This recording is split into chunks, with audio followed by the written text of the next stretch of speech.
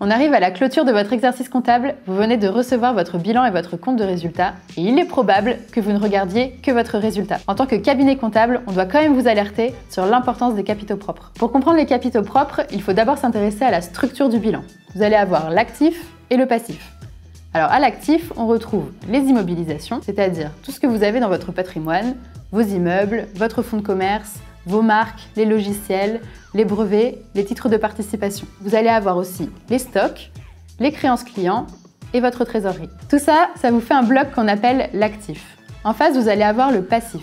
Le passif, il est constitué de toutes vos dettes, donc les dettes financières, vos emprunts, les dettes d'exploitation, vos dettes fournisseurs, vos dettes sociales, vos dettes fiscales. Et par différence entre l'actif et vos dettes, on va retrouver toujours au passif les capitaux propres. Les capitaux propres, ils sont constitués du capital que vous avez mis dans la société à la création en tant qu'associé et de la somme de tous les résultats des exercices précédents. Alors le résultat d'ailleurs, on y vient. Le résultat, ça va être votre chiffre d'affaires moins toutes les charges que vous aurez payées dans l'année. Donc on va avoir les achats consommés.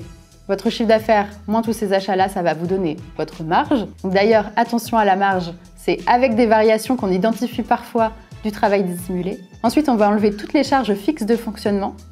On retrouve la valeur ajoutée. Et puis on va enlever les impôts et taxes, les charges de personnel. Et on retrouve l'EBE, l'excédent brut d'exploitation. Alors ça, c'est le résultat généré par votre activité. C'est ce qu'on va regarder pour valoriser votre entreprise souvent, ou c'est ce que les banques regardent pour regarder si vous avez la capacité à rembourser leurs prêts. Et puis une fois qu'on arrive à l'EBE, on enlève l'amortissement de vos immobilisations, c'est-à-dire la dépréciation chaque année d'un bien que vous avez à l'actif, et on retrouve donc le résultat net. Et c'est ce résultat net qui arrive dans vos capitaux propres si vous ne le prenez pas en dividende.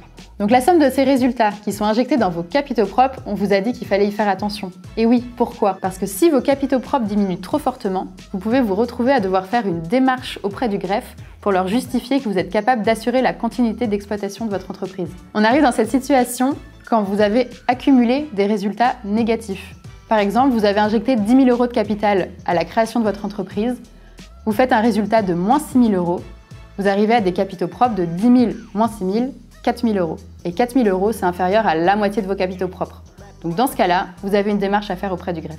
Pour éviter d'en arriver là, il est important de suivre l'évolution de son résultat tout au long de l'année et de ne pas attendre la clôture. Et pour ça, votre expert comptable peut vous proposer la mise en place de tableaux de bord. Yeah!